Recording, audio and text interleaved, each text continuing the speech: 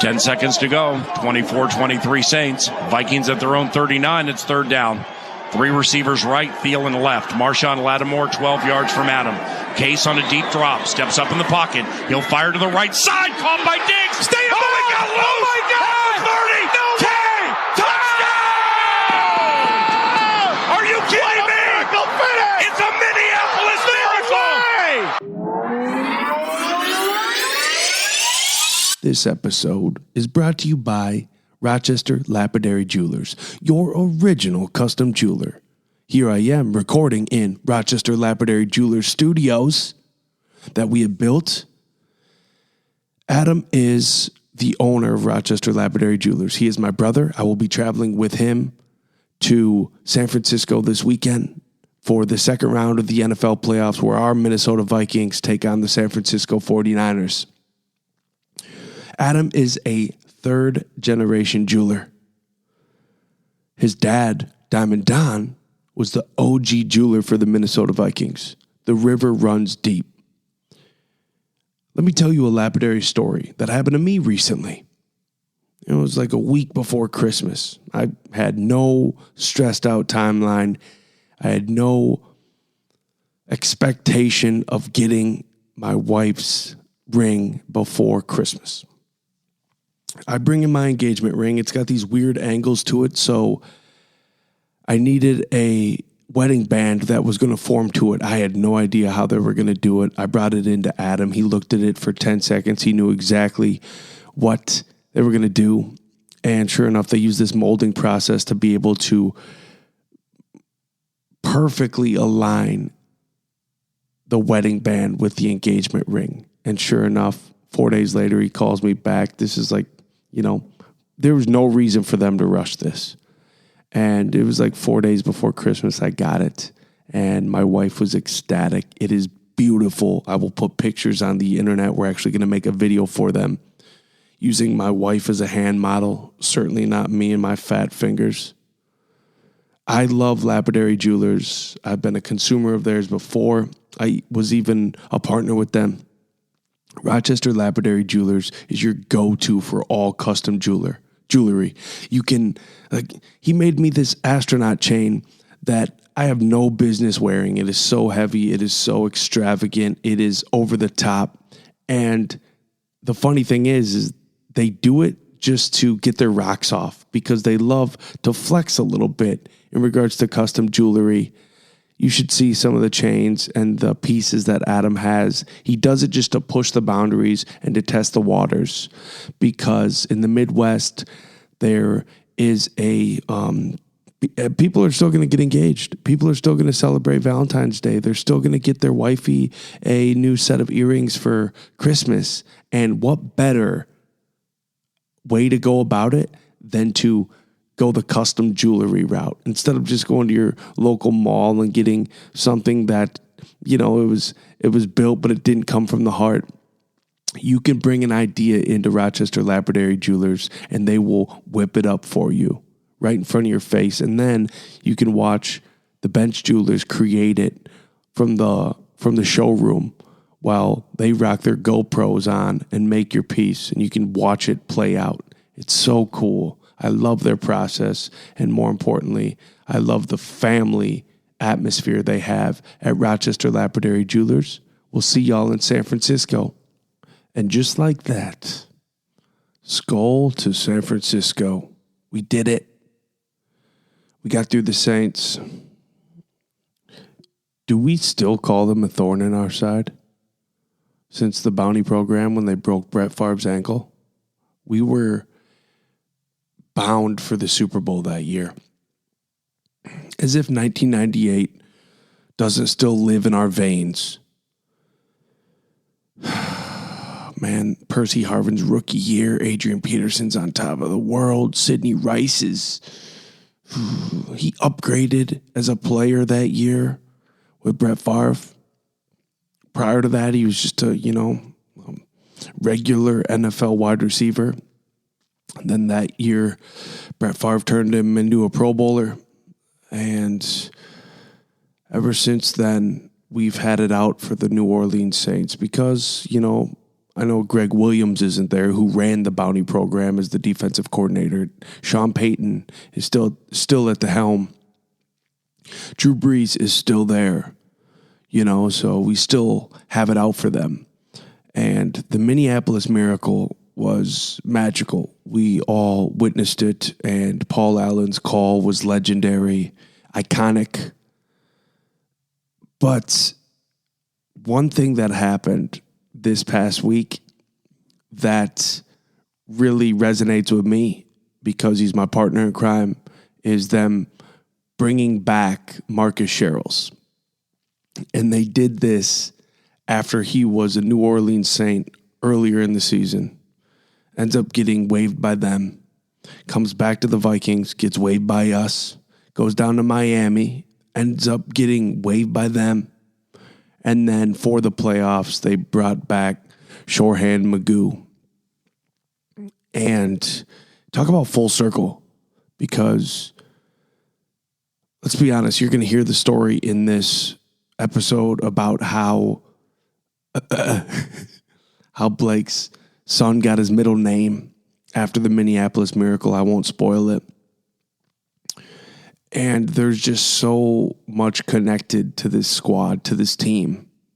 And in this episode, we went so deep in just the art of negotiation and what it takes.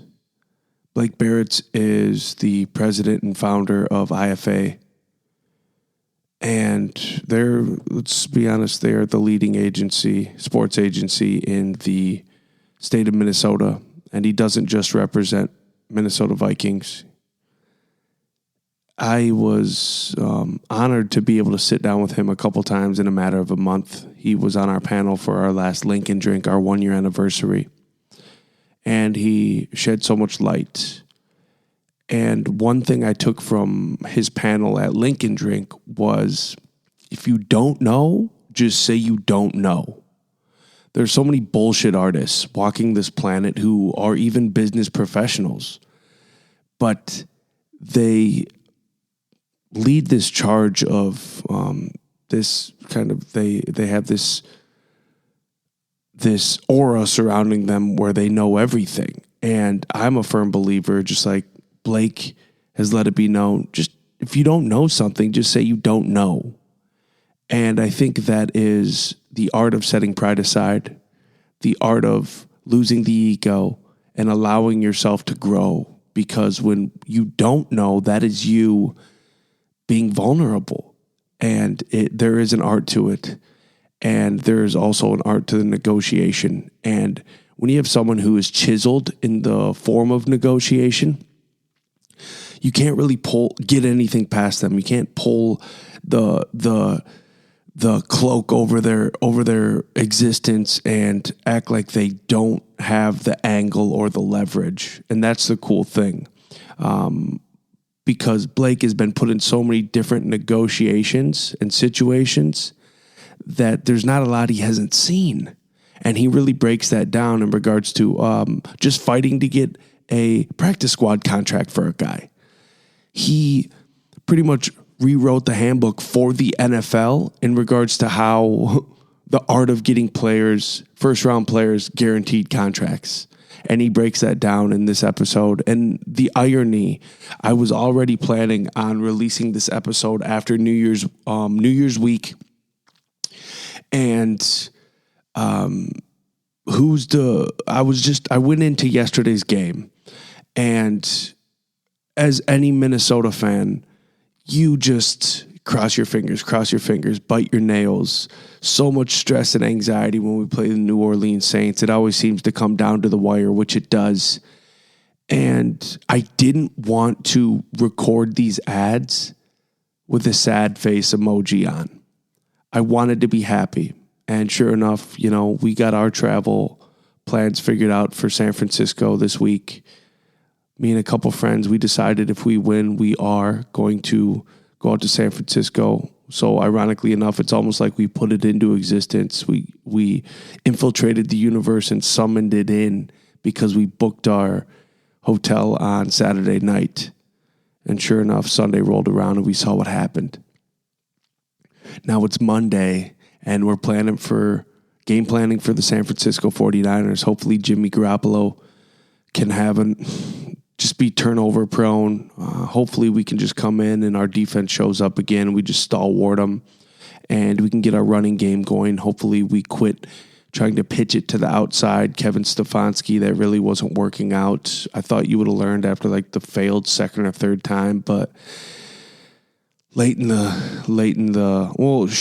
overtime, he went back to the well. We got stuffed, and then he pitched it back outside again at the 3-yard line, and it just, I don't know, man. I just really hope that we come in with a solid game plan. It always seems to happen after we played New Orleans, where a couple years ago after the Minneapolis Miracle, we went into Philadelphia, and you could tell just the guys were not prepared. They were not ready. We got blown out 38-7 against Nick Foles, and then they later went on and won the Super Bowl. Had we won that game, we had a very good chance to win the Super Bowl. So hopefully we've learned from our mistakes in the past and we just come in and we don't continue to make the same mistakes expecting a different result. That's me as an average Joe sitting on the outside, looking in, talking about it, obviously. But there is something to it. I am so excited for this week. I am so excited for this episode. There's so much gold within it. Some awesome stories as well. Blake Baratz is a legend. This dude has came up the ranks. He has put in his work. He has earned everything he's got. And I am gracious and I am grateful and I am lucky to be able to call this man my friend. He's going to be launching his podcast here soon. I'm excited for that. So without further ado, enjoy the show. Yo, stationary astronauts fucking figured it out. I don't know how, with the fucking haircut and everything, but he fucking did it. He did it. Yo, dick. Cause we're gonna be legends. And I'm gonna be high as a fucking man. And now, the stationary astronaut. It ain't easy being in a professional sports agent's office because their phone goes off the hook and nonstop they're having to check an email or a text. I'm pretty sure Blake just made a deal while I was in here. He said, yeah, do you want to take the deal? Yeah. It wasn't that it was going to be pretty much in the works. It's just like kid clears waivers at 4 o'clock Eastern, so he got cut yesterday. So at 4 o'clock Eastern, he has to clear waivers. So, so every team has an opportunity to bid on his services. Mm-hmm. And if he clears, he had a few opportunities to go work out and a few practice squad opportunities. Mm-hmm. But I thought it was best that he goes back to his current situation anyway. So I already had in my head that that's what we were going to do. I just wanted to make sure he was cool with that. Each situation is not like that, obviously. Every situation is a little different, but most situations are predicated on what your leverage is, or what the opportunity is, or is the grass greener on the other side. Probably most options in life, but especially in the football world. Well, for Adam's situation, with your guys' most recent negotiation, what was that, 2 years ago? Give or take. This past March, 6 months ago. So with him being a Pro Bowler, there was way more leverage there. Yeah, typically, yes and no. The leverage we had was that he had played really good football. He had gone to the Pro Bowl. He had exceeded his contract. The leverage that was against us was that he had 2 years left on his contract. And he had 2 years left on his contract. He had very team-friendly numbers. So you don't see many guys in the NFL getting extended with 2 years left on their deal. It's even harder to get extended with 2 years left on your deal when you're at very team-friendly numbers. The team didn't have to do it. Yep. And then thirdly, it's very hard to get extended when you're entering 29 years old going into the season. He'll be 30 next offseason. Yep. So I think this goes to the point of it's really important to be a high character, intelligent, hardworking leader in the locker room, because if he wasn't all of those things, the Vikings would have never done the deal. And even with all those things, it was difficult to get the deal done. Has there ever been a situation where you just had to let somebody go because of their character? Yes, a few times. Not many, but I have fired a couple clients. You have? Yeah. Is it pretty easy to do, or is it kind of tough when you have ties with their family or whatever that may be? I mean, to get to that point, you have to have so many things go sideways, meaning, all right, you're doing things the wrong way, you're not communicating, you're not being honest, you're messing up. Okay, that's the first time. Then there's a second time, then there's a third time, then there's a fifth time, then there's a 10th time. And there comes a point where it's like, okay, if you don't even want to help yourself, there's no way I can possibly help you. So we're just wasting everyone's time and energy. My only rules of thumb for like our clients is that they're respectful, they do the best they can, they're honest, they communicate. I'm not asking them to go to 12 Pro Bowls. I'm not asking them to go to the Hall of Fame. That stuff will either take care of itself or it won't. But when you're not even putting in the effort and you're not really appreciative of what we're doing and you're lying, and it becomes impossible to help you. So, and prior to getting to the point where we part ways, like the people that are close to them are fully aware of what the situation is. Mom's aware, dad's aware, uncle's aware, coach is aware. Certain guys just have to hit rock bottom before they can get back up. I don't like it. I don't like to see it get to those situations, and it's rare because we don't take on guys where that can really be a possibility. But in certain situations, we have, whether it was earlier in my career when there was more of a reason to take on guys that maybe didn't align with your mentality perfectly because there was an opportunity to make money, or it was a friend or relative of someone I knew and I felt like I was doing them a favor. It's really weird. The times I feel like in this business that I've done favors, it's always come back to bite me in the ass. When I know deep down I shouldn't be doing it. Later in your career, like, you know, not that I'm late in my career, but I've been in the business a while, like we can be more selective and we don't have to take on projects, or we don't have to bet on, you know, the wrong side of the coin. We can be more selective and more choosy, and the more our current methodology works, the more confidence it gives us to say, listen, let's just stick to our laurels here because we're right, you know. And you guys you represent, what is it, 5 Minnesota Vikings? Something like that.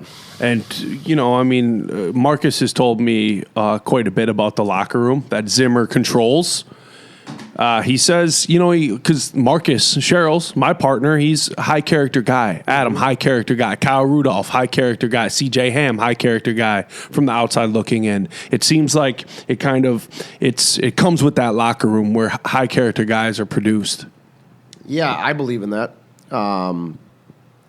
I believe if you're a high character guy and you work hard and you're coachable and you're intelligent and you're likable, your odds of success are that much greater. I think the NFL a lot of times gets caught up in the prototypical size and prototypical speed, and that's how they were taught to scout, and they all have egos too, so they think, give me the prototypical size and speed and we'll change them. We'll teach them. We'll be the ones that get through to them.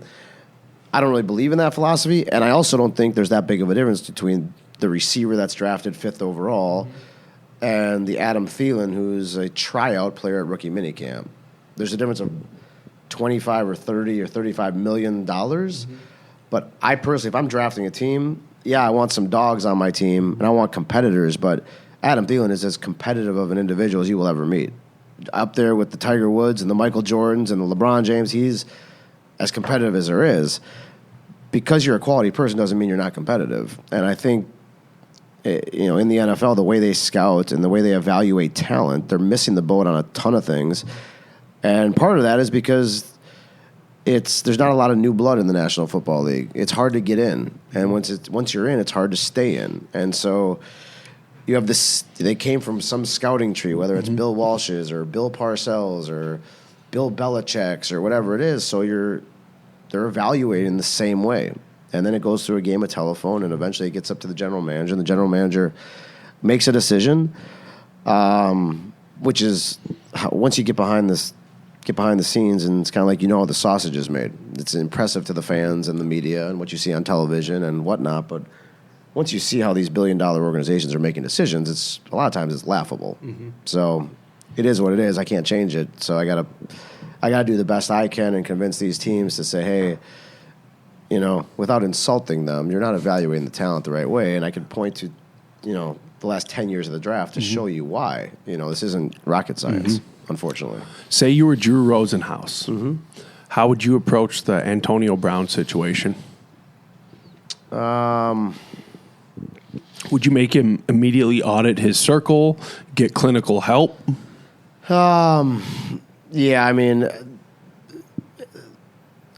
it's tough for me because I don't really know the inner workings of their relationship. I gotta believe that Drew Rosenhaus is telling him the right things and telling him the truth. And some guys you're not going to be able to control.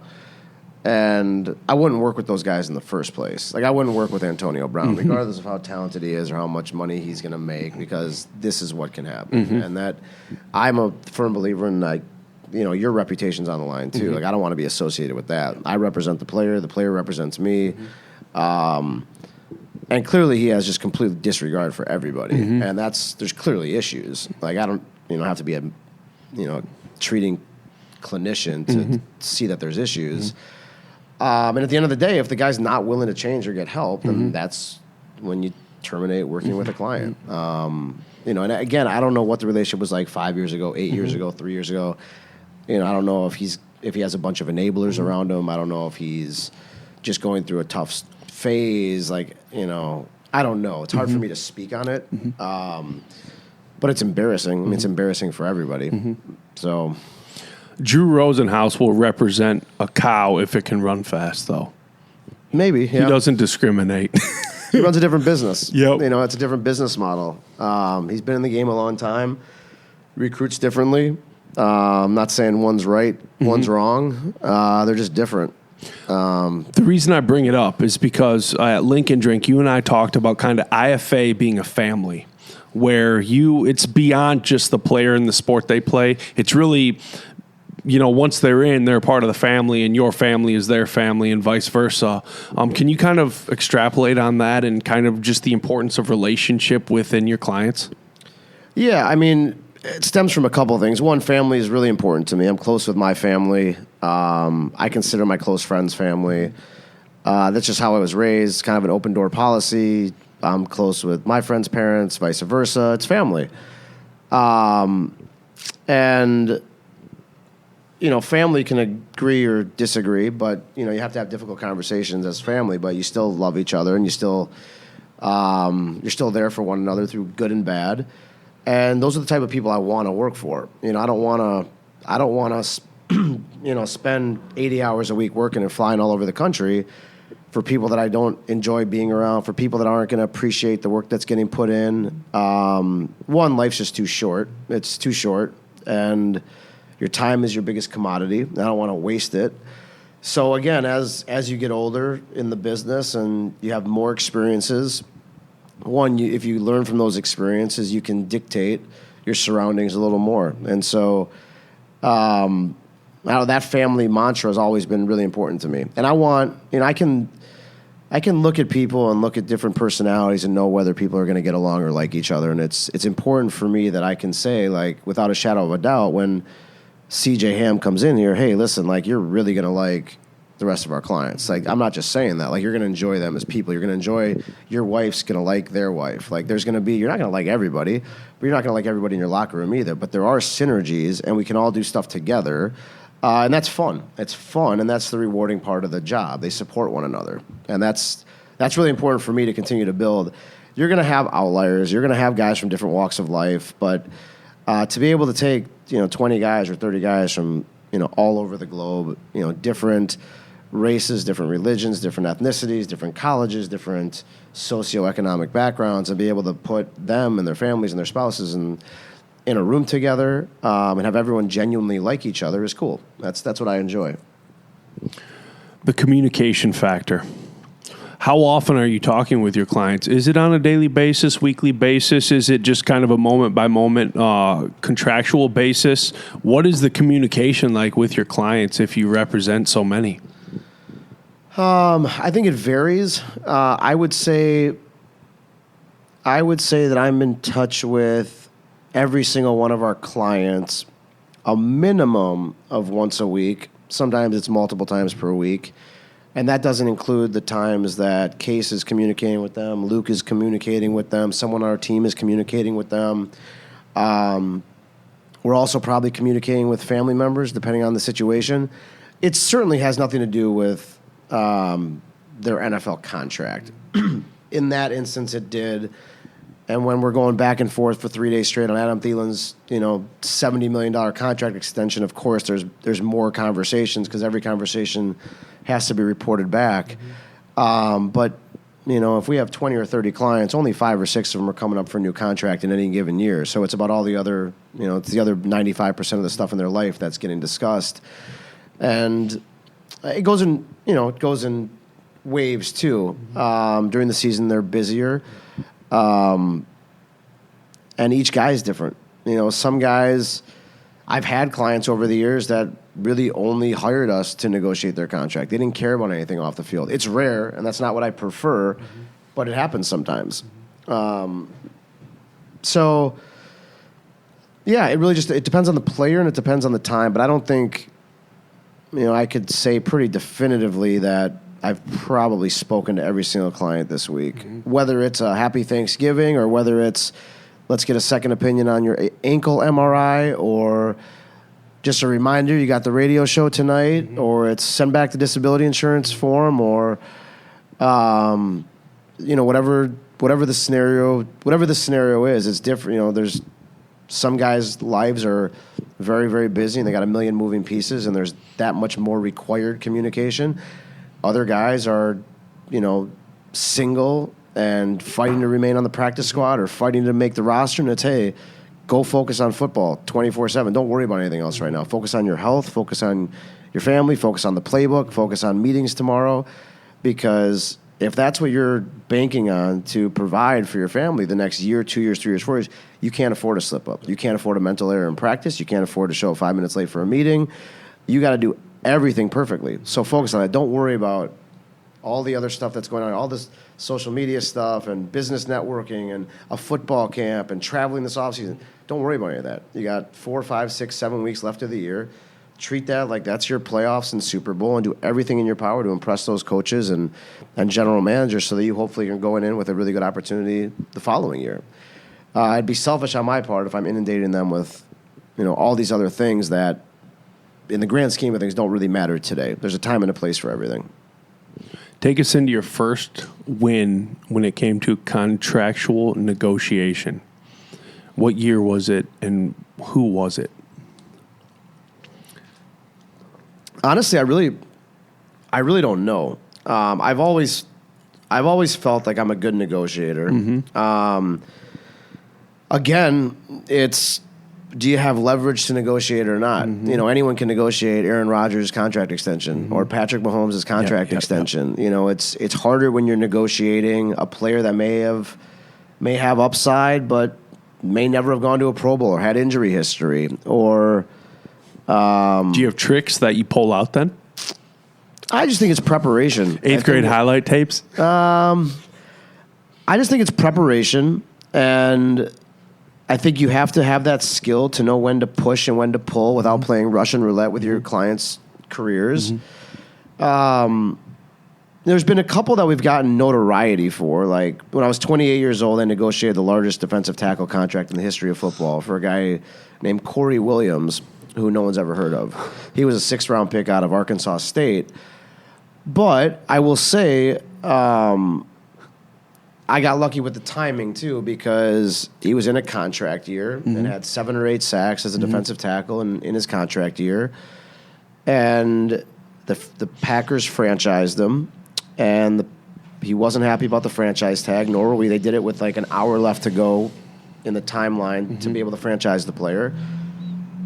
And they allowed us to go out and seek a trade, a sign and trade. So we ended up staying at the Combine an extra day actually to negotiate a big sign and trade with the Cleveland Browns for him to get that deal. So we got notoriety then. And then in 2011, this was back in 08, I think, 08 or 09. And then in 2011, there was a lockout, and we came back from the CBA, and we represented Adrian Claiborne, who was a first-round pick. It was the second year of IFA, and the whole NFL was at a work stoppage. And then July 27th at like 2 in the morning, a new CBA got done, and we got a rule book this thick of all the new rules, and it was a completely new system. And Adrian was the 20th pick in the draft, and under the old system, you'd see a lot of the first-round picks hold out. You get to training camp, and I don't know if you remember, but players would be holding out 5 days into camp, a week into camp, 2 weeks into camp, because there was no finite number of dollars that rookies could get. So if your owner was willing to go pay the 5th pick in the draft a 20% increase over the year before, you could do that. The new system that the players and the owners agreed to was a completely new system where there actually were a finite number of dollars. And so we actually went in as the 20th pick in the draft, and we said, you know what? Theoretically, if we can get this deal done quickly and it was the Tampa Bay Buccaneers, if we can take advantage of the Tampa Bay Buccaneers, we could theoretically get your whole deal guaranteed, which hadn't happened since 1993, and we could theoretically steal money from your second-round pick, third-round pick, fourth-round pick, fifth-round pick, sixth-round pick, and seventh-round pick, because if we were the last one to sign, we figured the rules out pretty quickly. If we were the last one to sign, then the second, third, fourth, fifth, sixth, and seventh-round pick, whatever dollars they spent, whatever was left was what we were going to get at one. So, ironically, I was just looking at this. I'll show you this. This is an old deck. This will explain it to you.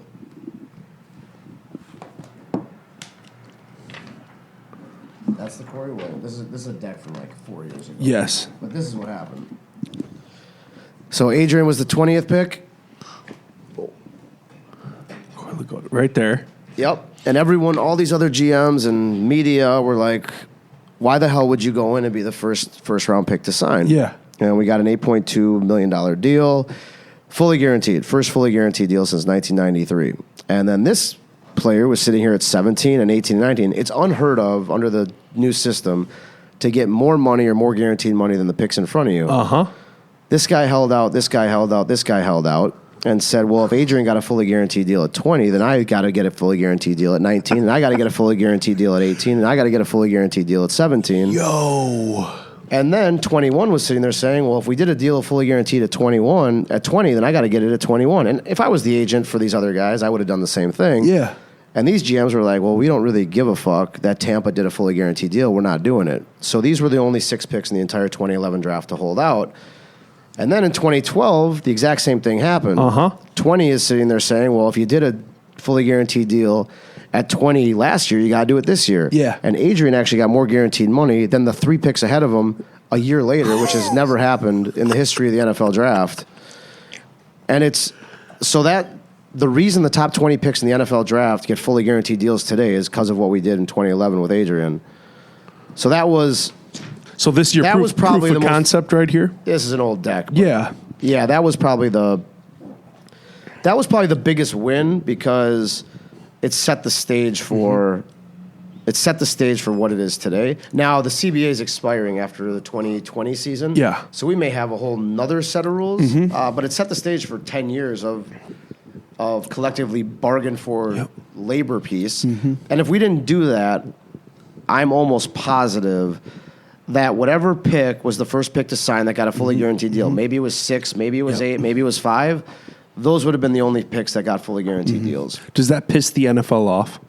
No, I don't think so. It doesn't? I think in real time, some of the teams were pissed off because it was like, Tampa, why did you do that at 20? Yeah. You know, we were only budgeted to do this at 10 or 12. Like, now you've created a headache for us. But the reality is they gave us a whole new set of rules at like 2 in the morning on July 27th. So it was like the fucking wild, wild west. And I had GMs calling me, asking me about the rules. I had media calling me about the rules. I had the NFLPA calling me about the rules. You had general managers of NFL teams calling you, yes, Blake Baratz, yes, an agent about the rules. Yes. And what contract did we do? How did we do that? Why did we do that? because we all got the rules at the same time. And then keep in mind, all of the free agents that should have been free agents the previous March were locked out. So it's the first time in NFL history that all the draft picks are able to sign simultaneously, as well as all the free agents are able to sign simultaneously. So I had to worry about a few rookies. A GM's got to worry about all his free agents, all of his existing guys, a whole new set of rules, all of his draft picks.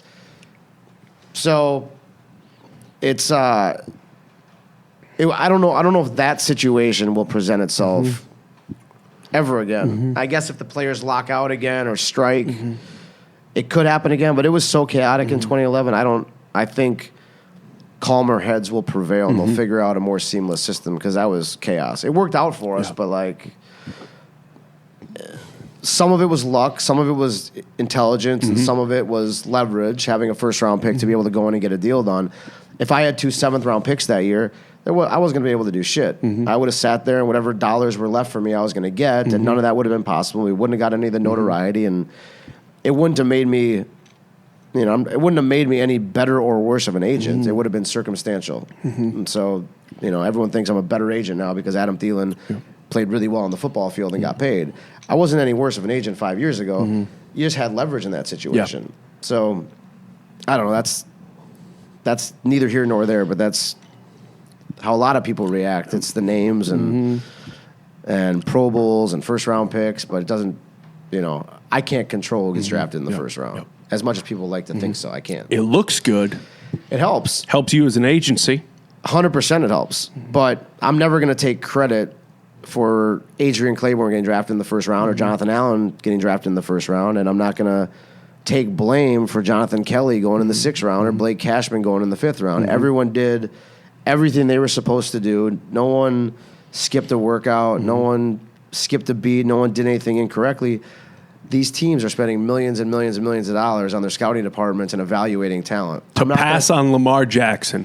And to take Josh Rosen. Exactly. A lay fan knew Lamar Jackson was the truth, watching him put up numbers in Louisville. Well, if everyone knew that, they wouldn't have passed on him 31 times. Stop it, dude. Stop it. A bunch of teams passed on Patrick Mahomes, too. I mean, yeah. It's not an exact science. And, shit, if I represented Lamar Jackson, he was going to go where he was going to go. You can only do so much. There are agents that have no idea what they're doing, and they can mess it up. But once you get to, like, the top 20 or 30 agents in the business that have experienced just about everything and are respected in the league, there's not going to be much of a difference. Well, where do you feel the landscape of sports agents is going? Because recently, over this past, 6 months, they're talking about how agents have to they're mandated to go to college, things like that. Then you got LeBron's agent coming out saying, we're not going to play that. And then that's the LeBron effect taking place. Where do you feel the landscape is and where it's going? I don't really know. I think that for the longest time, the term agent has been a very, it's like a 4-letter word. Everyone blames agents for everything because stereotypically they're just slimy people and scumbags and doing all this illegal shit. When in reality, the agents were the easy cop-out. It's easy to blame agents, but the reality is you had Adidas, paying AAU players, paying college coaches that are getting indicted by the FBI. The reality is there's a ton of money being thrown around, and the student athletes are the only ones that aren't seeing it. So student athletes are going to take money from people, whether it's mom, whether it's dad, whether it's a booster, whether it's a coach, whether it's an agent, whether it's a financial advisor, whether it's a shoe company. An uncle can't even take out a loan to help out his nephew. Exactly. So it's bullshit.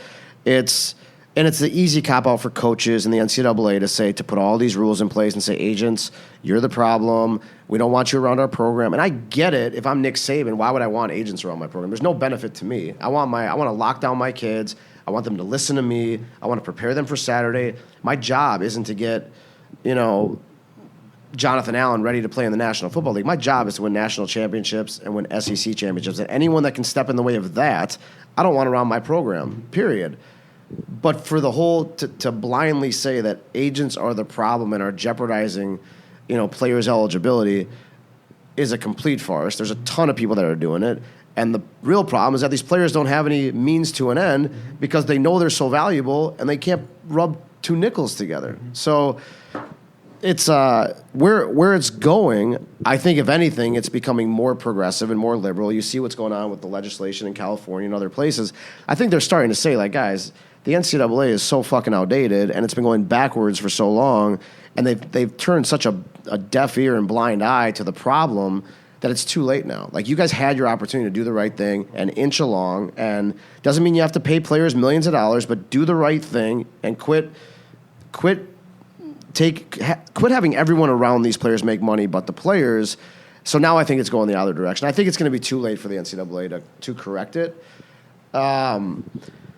What that means for, professional athletes, I traditionally, back when I started in the business, agents were there to help with some marketing endorsements and negotiate a player's contract. I think it's become so much bigger than that now because you're trying to, at least for me, and I think the more that you have the Players Tribune and people that are outspoken about and know how to build their own brand, I think part of your job as an agent now, at least is how we define it, is helping them build their brand, understand the importance of social media, business networking, your philanthropic opportunities. It's a much more comprehensive, holistic approach. And I don't even really like the word agent because I think it's got such a negative connotation. I think we're more life managers, mentors, confidants.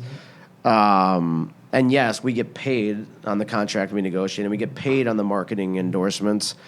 But I just think that's very much oversimplifying what we do. And how that works from a monetization standpoint, I don't really know. But I know players are better off if they have proper representation, like good representation, people that are intelligent, can advise them properly. There's a lot of shitty representation, and there's a lot of players and families that aren't intelligent enough to be able to decipher between the two. That has to get weeded out, but I think eventually, like everything, if you believe in capitalism and a fair marketplace, everything clears itself up, right? Like, whatever this bottle of water costs, it costs. The more interference you have from the NCAA and these schools and the states trying to mandate what shouldn't happen, it gets skewed. Like, the NFLPA tells me that I can only charge a maximum of 3%, yet they have absolutely no idea what services I provide. Well, if my services are worth 10%, why shouldn't I be allowed to charge 10%? That's like a grocery store coming in and limiting what this water can sell for. If eBay says I can buy this for 5 cents and Whole Foods says I can sell it for $10, as long as they're both readily available, I'll choose which one I feel is the best. That just doesn't happen if you're a collegiate athlete. It doesn't happen if you're an agent. And I think they're ultimately doing the players a disservice, because if someone can't figure out how to generate revenue from doing their job properly, then they're not going to do it, and that's going to hurt the player. So I think there's got to be a lot of sweeping changes. How do you get around that 3% then? We don't. That's what we charge on a playing contract. We charge more on an NFL contract, but that's what we charge on a marketing endorsements. But we charge 3% on the playing contract. We have to charge that. That's the maximum. There's a lot of agencies that are charging 1%, 0.5%, doing their rookie contract for free. I think they're doing players a disservice. That's part of the reason it's a difficult business, because you got to make the numbers work, and you got to be smart on where you're investing and who you're recruiting and why and when. And I can look at a lot of these agencies and say they're not successful. I can tell from the outside. Really? Yeah. What's the telltale sign then?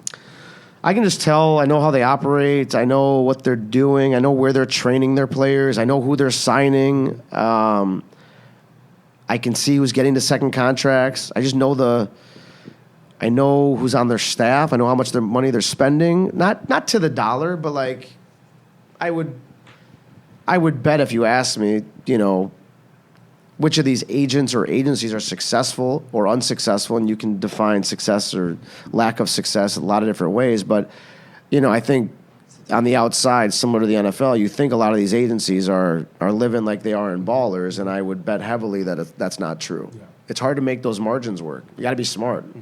And that's, a lot of these agents are in it for the wrong reasons. So they care about, looking cool first, saying they're an agent first, hanging out with NFL players first, and the bottom line or the profit margins second, third, fourth, or fifth, which then you're kind of throwing darts at a board, and you got to get really lucky. Got to get lucky. Got to hope to hit gold, baby. I guess. Find you a Michael Jordan. I guess. It's not a sound business model, but I guess it can happen. Like throwing shit at a wall. Okay, so today you just got out of you were in a meeting today regarding esports with a stationary astronaut alumni, Gary Vaynerchuk. I heard he was chirping a little bit. What was he saying? Did you guys get any production out of it? Yeah, it was great. Well, it was put on by the Minnesota Rocker, which is the Call of Duty team that the Wilfs own. The Wilfs are the Vikings ownership group, and they have a investment group called Wise Ventures. And Gary V is a minority owner of Minnesota Rocker. So Rocker was putting it on for a couple of reasons. One, to invite partners and brands to give just kind of an explanation of what is esports. You know, because a lot of brands and CMOs and companies that potential partners or current partners have no idea what it is. Then it was to introduce the Minnesota Rocker to them. And then the third part was really just Gary V opening it up to a Q&A and talking about why he believes in esports, why the Minnesota Rocker, and then just answering any and all questions that other people have just from following him in his career and advice. It was good. I mean, it was... as I was telling you earlier, I think it was great for the brands that we work with or have a relationship with to be there and hear it.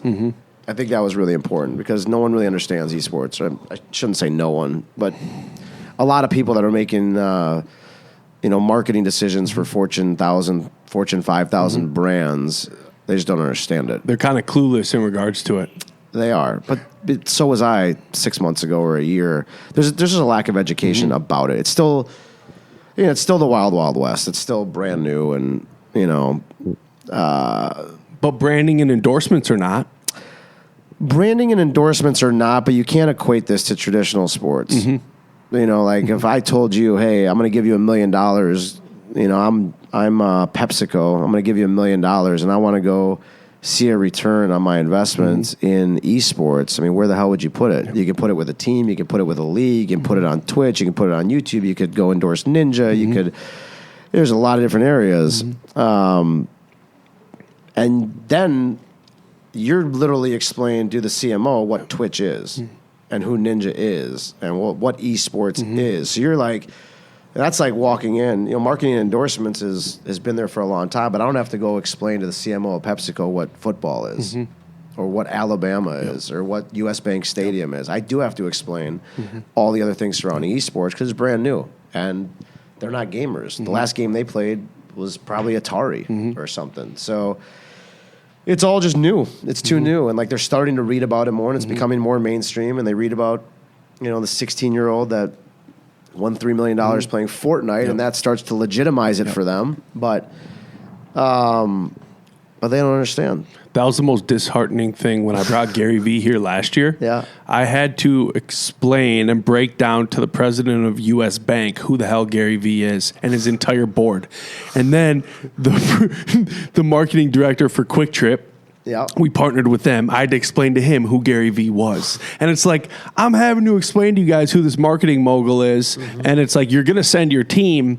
But it was the same type of situation where it's like the why, the who, the what, the when, the where, going down the list. All the while, value is there. For sure. I mean, that's the finding the crux between kind of the older generation, the younger generation.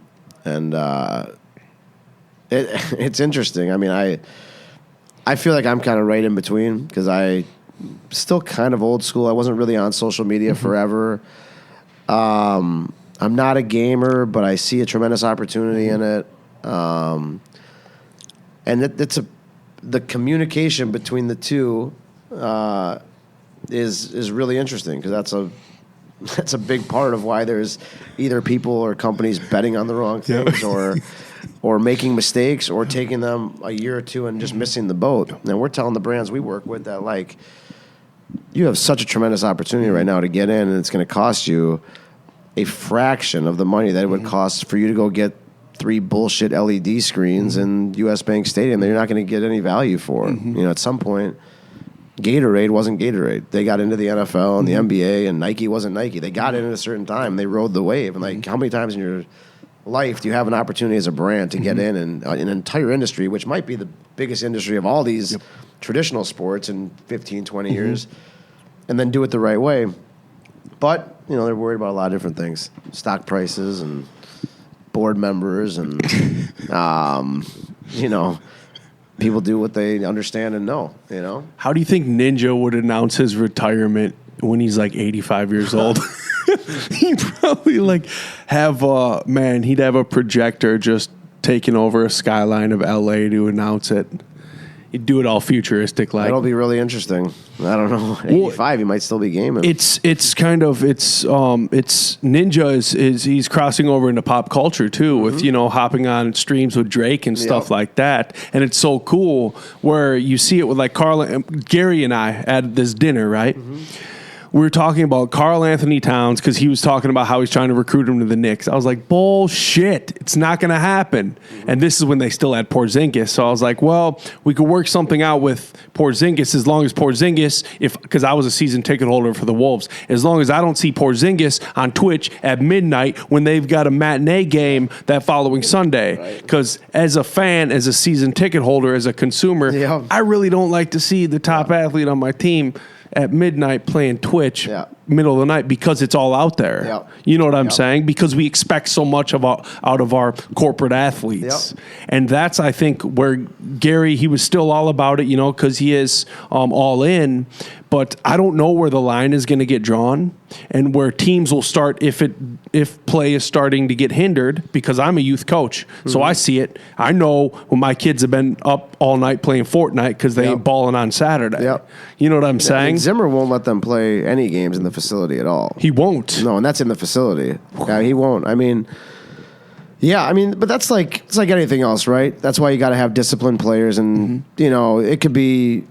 It doesn't matter if you're gaming at midnight, you're just doing it out publicly. That's no different than going to the bar at midnight. Or if you stayed up watching Netflix till 4 a.m, you're up at 4 a.m. So you got to find players that are disciplined enough to do the right thing. It's really stupid if you're going to be doing it publicly. If you're going to be out at a bar or you're going to be, streaming a game at midnight or 1 or 4 a.m. and you have to play the next day, you better either go play really well the next day so you've earned the benefit of the doubt. But if you're on a 12-win team and you go out there and shoot, 3 for 14, you're going to get ripped. We got problems. You got problems. Yeah, you do. You're going to lose your fan base quick. And that's where there is a big difference between video games and if you're up reading a book. You know what I'm saying? For sure. And I don't know where, because we're still in the Wild West of it. So we don't know where the line is going to get drawn yet, but we do know that there is a hindrance where a college student, just a basic college student, stays up playing video games instead of studying. Their test grades are going to show. So, we will see it. Time will tell, but who knows? Who knows? At least now, when I was in college, they would have just said that's a complete waste of your time. Kids now have the argument that, how do you know it's a waste of my time? I can go get a college scholarship. My college, I might come out $150,000 in debt and have trouble finding a $50,000 job. And my degree is worth more, but I'm getting less.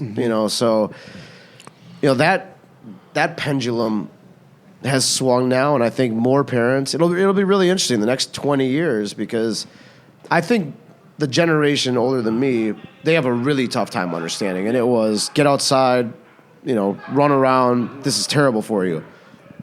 My age and a little bit older and a little bit younger, the 35 to 50-year-olds, they're kind of in the heart of this now. So their kids that are 2 and 5 and 11, if you're paying attention to anything, it's tough to say that it's a complete waste of time. At least you can make some money stream. YouTube channels. You can actually earn money from it. You can get college scholarships.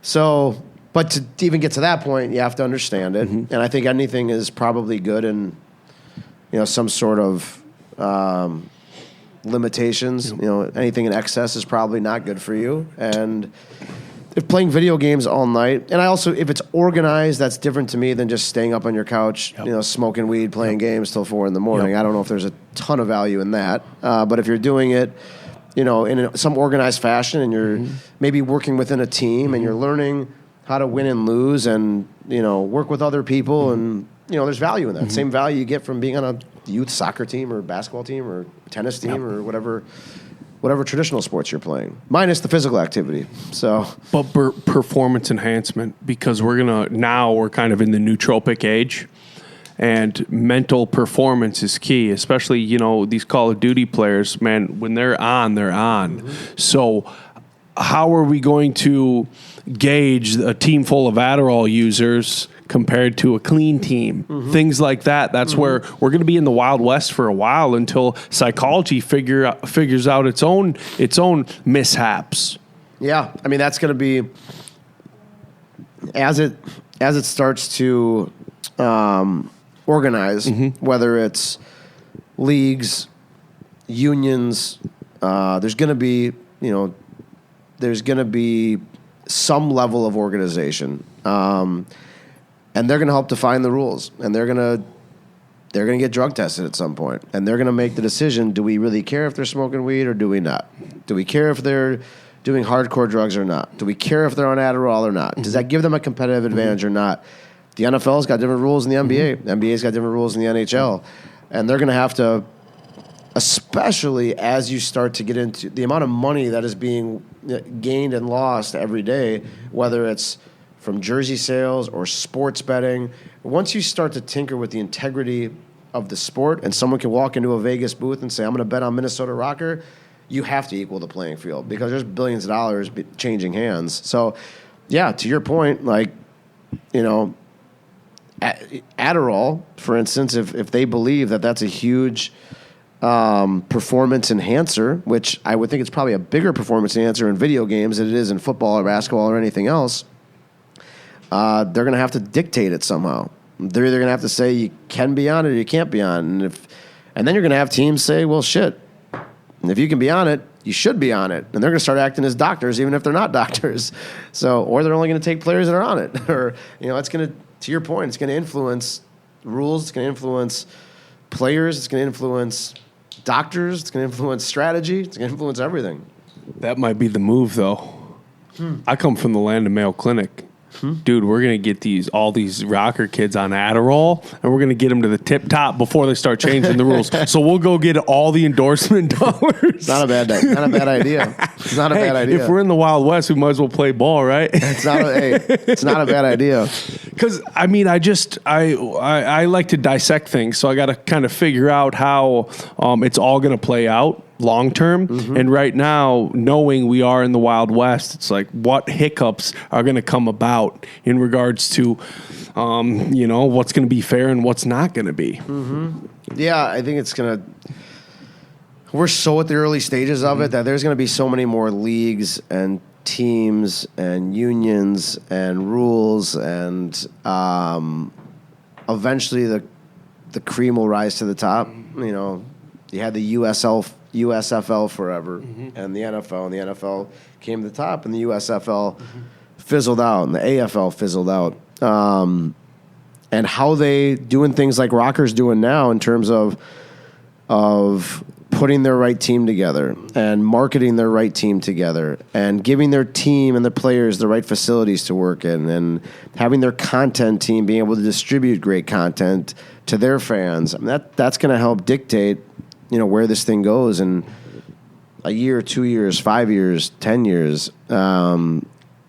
It's interesting. I mean, it's really interesting, I think. That's one of the coolest things to see. I think there was a camera following around a professional esports team in Los Angeles, and they had an in-house trainer. So these guys weren't just testing their fingers, they were also being physically tested on a daily basis too, because as we all know, it's mind, body, spirit. For sure. And that's something that I think is going to be taken really serious in professional esports, is the physical side of things. For sure. I mean, a lot of the teams are doing that now. Like the Vikings team, Rocker's doing that, and Jerry Jones has a team, Complexity, and their gamers are working out right next to Zeke Elliott and right next to Amari Cooper, and they're eating in the same cafeteria. and he's taking it serious. He's not taking, he's not taking sponsorship and partnership deals from Mountain Dew and Frito-Lay because he's saying I can't preach in one side of my mouth why nutrition and being in great physical and mental shape is important, and then have our biggest partner be Red Bull or Mountain Dew. That's talking out of both sides of my mouth.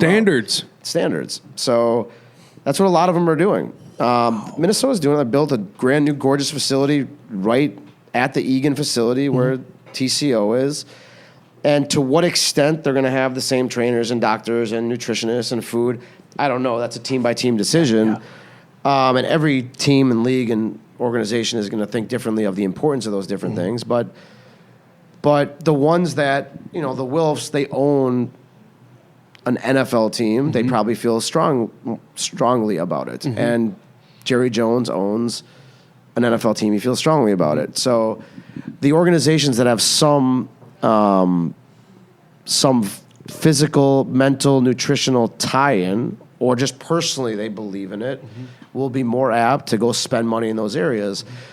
Other organizations that may be looking to make a quick buck or may have someone that might be the best Halo player in the world and is completely out of shape and eats like shit and doesn't sleep at all, may say, well, shit, you got here doing that. I don't need to step in and change it. It's, if our goal is to try to make money in the short term and we don't believe in that, they may think differently. Yeah. And then you're going to have other organizations that say, listen, to be able to fund you and fund for you to go to these national, international tournaments, we have to go find partners. I don't really give a shit if it's Pepsi or Anheuser-Busch or Red Bull or the best cookies on the planet. We need money to come in to be able to fund your travel. So I think it'll depend on Jerry Jones and the Wilfs. They have a lot of money, so they can do it right from Jump Street. They're not.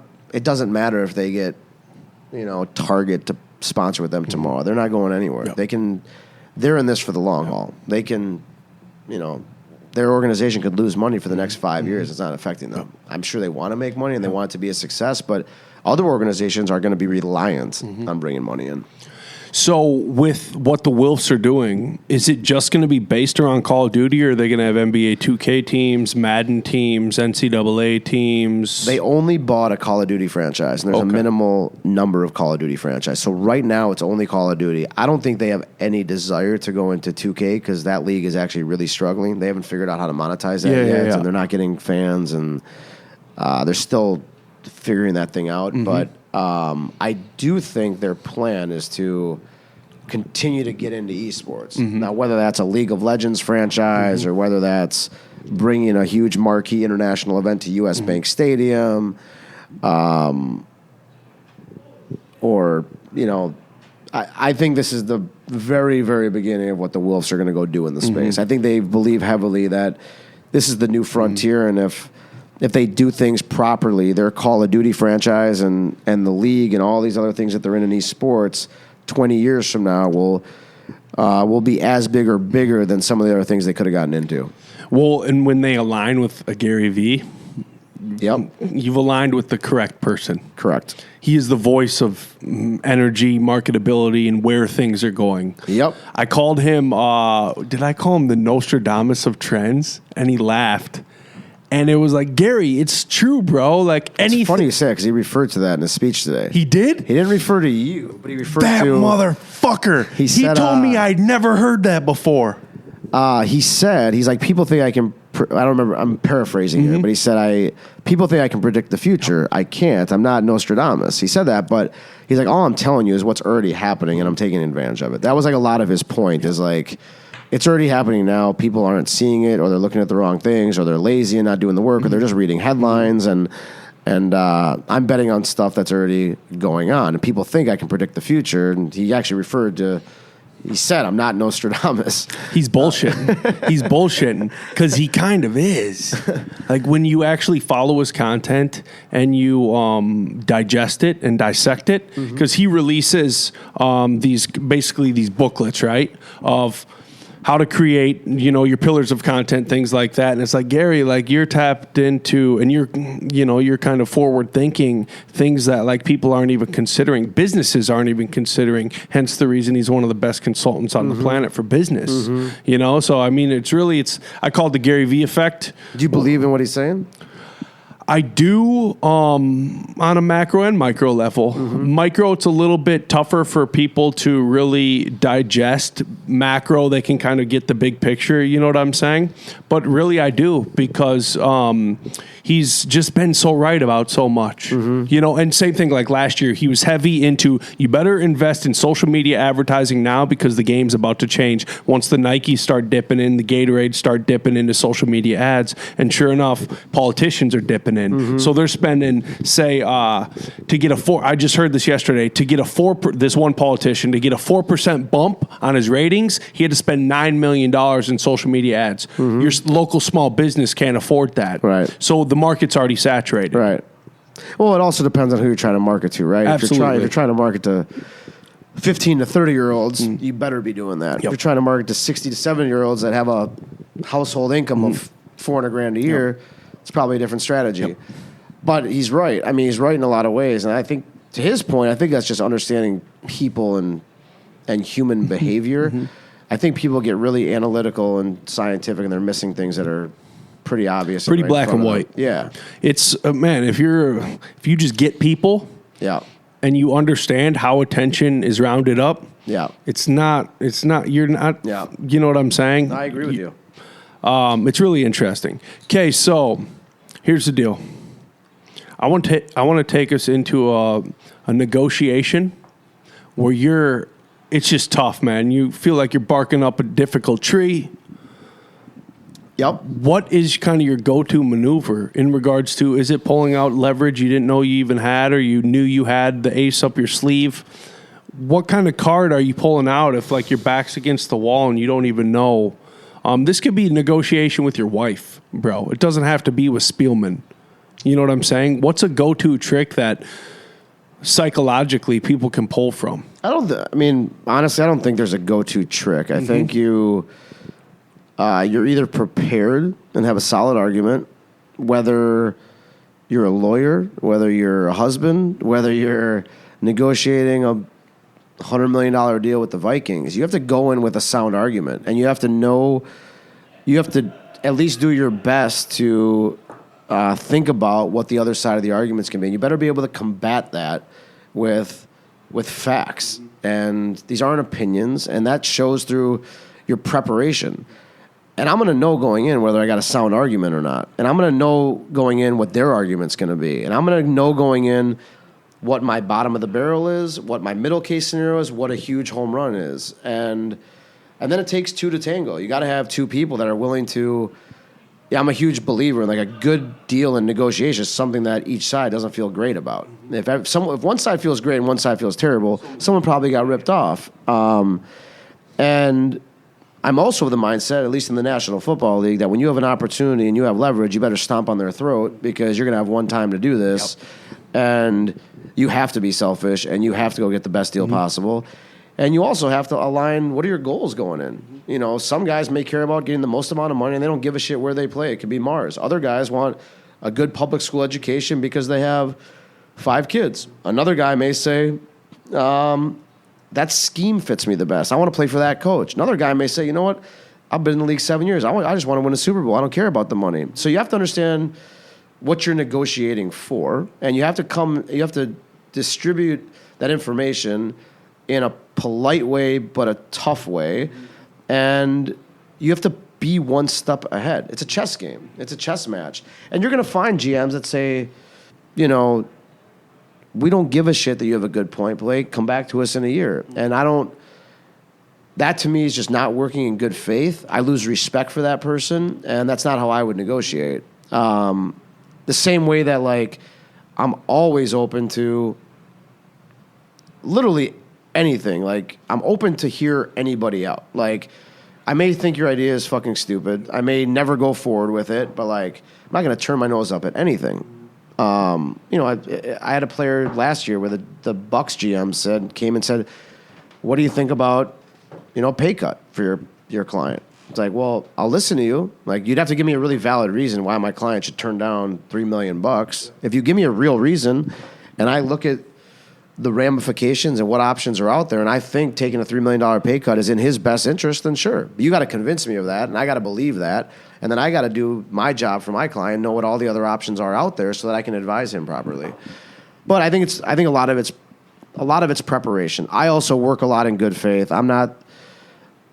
I'm probably overly honest or transparent in a negotiation. Like, I'm not the guy that's going to come in and, shoot for the fucking stars because you lose credibility and you have no merit and makes you look like an idiot as well as your client looks like an idiot. I'm more of like, let's cut to the chase here. Like, I know, CJ Ham's not going to make $15 million a year. He's a fullback. He's just not going to make that. If I go in and ask for $15 million a year, there's no basis for that. I lose credibility. He loses credibility.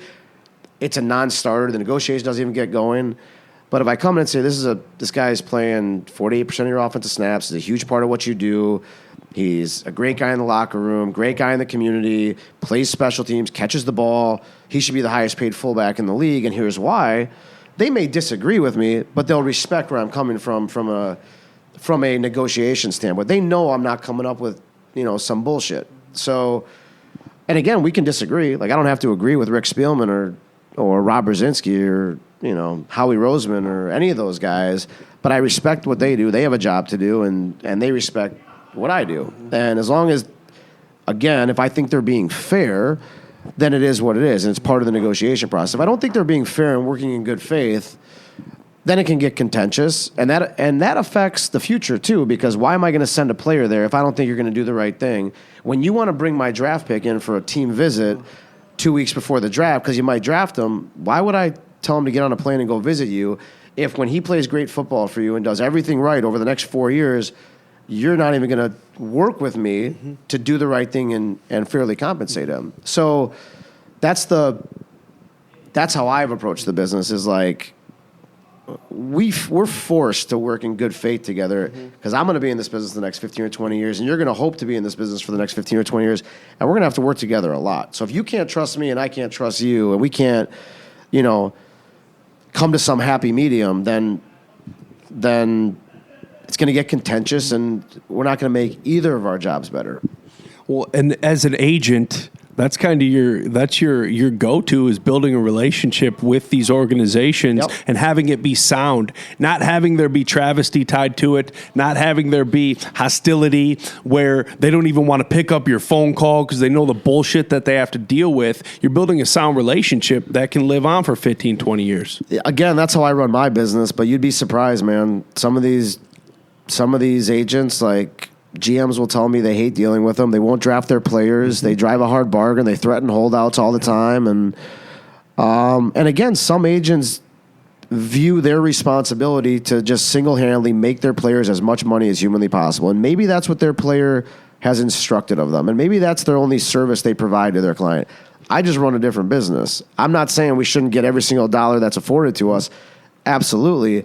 But not everyone's goals are strictly to make as much money as humanly possible. And just because you can make as much money as humanly possible today, Antonio Brown got a little hike in his salary, but when you look at what happened 6 weeks later, he's not in the league. So he actually went backwards $40 million. So, you got to, again, the grass isn't always greener on the other side, and you got to take taxes into account. You got to take cost of living into account, and are you on a solid organization where that GM and coach and ownership group is steady? Does that ownership group spend money on free agents, or do they not? What's their history of cutting guys 2 years into the contract? There's we give our guys a free agency checklist of a million different things to start to think about, because it's I don't know. It's not as simple as just go chase the money in my mind. Yep. And then there's deals that, like, I don't know, like Jonathan Allen right now.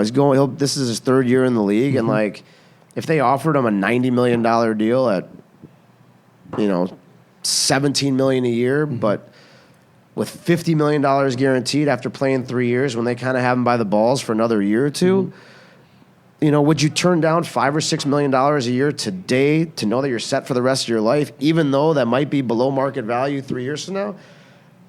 It's tough to turn that down when you're playing a really physical sport. And I think a lot of agents are afraid to do deals that are in their client's best interest because they're trying to win every negotiation instead of do what's in the best interest of their client, because they know other agents are going to come and say, look what your agent did. He just signed the shittiest deal ever. And you can't sign with that agent because he left a bunch of money on the table, when that's really not what it's about. It's about doing what's in that particular client's best interest and making sure they have financial security for whatever. And if Jonathan Allen gets $50 million guaranteed or $40 million guaranteed or $200 million guaranteed, he's set for the rest of his life anyway, because he's intelligent and he invests properly and he listens and he's mature. So what's the opportunity cost and risk of going back on the field in order to maybe make an extra $6 million a year, 2 or 3 years down the road? So everyone approaches it differently.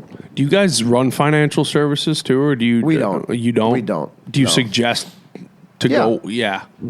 We don't ever go to a player and say, hey, you should sign with this financial advisor. We ask them, hey, do you have a financial advisor in place?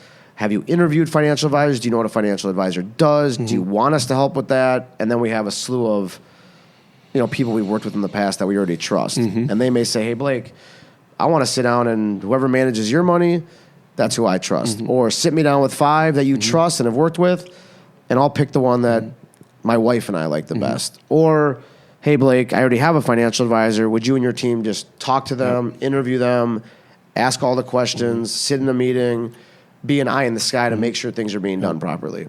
But we don't trade stocks. We don't ever touch a player's money.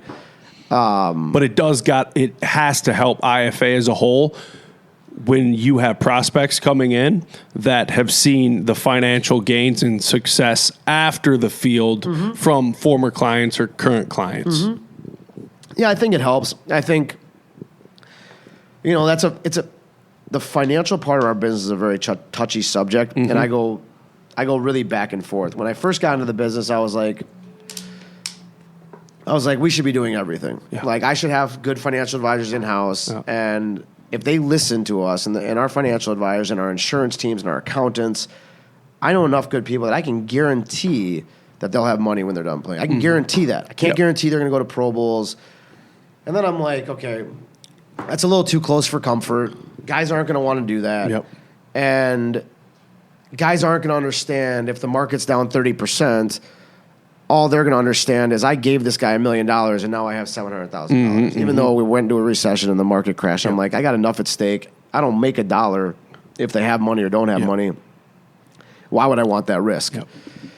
And now I've kind of flipped back to the other side to be like, you're making poor decisions out there. You're coming to me for all your financial advice anyway. You're asking me for which financial advisors to go to. So I'm like, I'm going to tell you because I care that you're financially stable. I don't want to intervene in your personal life and be worried about every dollar you're spending. But like, if you want to have money when you're done, I can help control it. I can guarantee you'll be successful. Get rid of all this other bullshit you're doing and put $100,000 here and put $150,000 here and understand the risks. The market's going to go down at some point. Keep some money in cash. But again, I don't make any money from that. So, and like, guys hear so many things. Don't let your agent and financial advisor be in the same building. And again, because there's been a lot of mistakes made. So it's a very, very, very touchy subject, and that's why 80% of NFL players are going broke. It's stupid. It's so avoidable. I mean, it's just, especially when you're talking about walking into millions of dollars, but they're acting like they walked into hundreds of millions of dollars, and their career is short, and they get cut. They're not making that much money, and everyone just sees they're playing football on Sundays, so they must be multi-millionaires. It doesn't work like that. And they're 22, 23, 24 years old, and that's the only revenue stream that we can bank on today. So, I don't know. Then reality comes. Okay, we need one more story, and it's the story of how you ended up naming your child his middle name. This story is epic. Does it stem from the Minneapolis Miracle? 100%. Okay, so let's start from day one. Okay, did your wife go into labor on the Minneapolis Miracle? Yes, that night. Okay, let's start. So I'm at the game. Yep. However many seconds left, 10, 8, 4, 12, whatever it was, 3 of our friends already left the stadium. Minneapolis Miracle happens. Vikings win. The whole city, state, everyone's going crazy. Go out with friends, celebrate. My friends that went home came back downtown, even though they missed what happened. We've been making fun of them ever since, and we will continue to make fun of them. And get home, whatever time it was, maybe 11 o'clock at night, 2 in the morning. Wife wakes up. She's like, I think I'm going into labor. I'm like, yeah, it's probably not. Let's just go back to bed. Let's worry about it in the morning. There's always, I don't know if you've had a girlfriend, wife, or gone through the labor situation, but there's a lot of little things and, little telltale signs. And she's like, no, I really think I'm going to labor. I think you should pack a bag and let's go to the hospital. I'm like, all right, you know better than me. I have no idea. And so we go to the hospital. Sure enough, she was in labor. I can't remember how many hours had passed, 6 or 8, 12, whatever it was. And all anyone's talking about in the hospital is the Minneapolis Miracle. It's on television everywhere. It's the newspapers, the nurses. Everyone's talking about it. Everyone's smiling. It's, the biggest. That never happens to the Vikings, right? Everyone's all excited. And this was our second child, and we didn't know what we were having. We didn't know what we were having with either child. And, we're pretty nonchalant and laid back, so we had talked about a few names that we liked, but there was no consensus either way. We have a boy, and we settled on Jackson was going to be the first name. Didn't have a middle name picked out. Another 12 hours go by. I'm like, can we pick out a name here, a middle name, anything? She's throwing out a couple names. I don't like them. I'm like, what about Diggsy? I'm like, the guy's everywhere. It's Minneapolis Miracle. I'm like, I know Stefan. I shoot him a text. She was like, really? I think at one point she was like, no. She was like, what about something else? I'm like, no. Let's just go with Diggsy. Fuck it. Let's just go with it. Finally, she just broke down. She's like, fine, fuck it. Jackson Diggsy Baratz. So we put his name on the board. There's a whiteboard in there. We put his name on the whiteboard. Shoot some text out. Family, friends are like, what the fuck are you talking about? I shot a text to Stefan. He's like, that's amazing. I love it. My wife took a picture of that, put in a children's album, told Adam Thielen. I'm like, you should have caught that ball. Maybe we would have named him something else. You fucked up. So now he's Jackson Diggsy Baratz. And half my friends call him Diggsy. My parents are still like, I can't believe you fucking named him that. And that's where we're at. When it comes to naming kids, if only we could base it, or because my wife wouldn't let that fly. We got a little girl. It's just Mia Joe. Yeah. You know what I'm saying? I hope to God Karl Anthony Towns hits a game winner in Game 7, and my wife goes into labor with a little boy, and I can name him Cat. For sure. You got to line it up. Absolutely. It takes a lot of luck to get there. Blake, I appreciate it so much. Thank you. Thank you for lining this up with me. Thank you. Anything else you want to let people know? No, not today. Thank you for helping. Pick up the video game controllers. Pick up the video game controllers. The future or the is bright. football or something else. Less Adderall, though. Less Adderall. All right, bro. Thanks, man. Ooga chaka, ooga, ooga, ooga chaka, ooga, ooga, ooga chaka.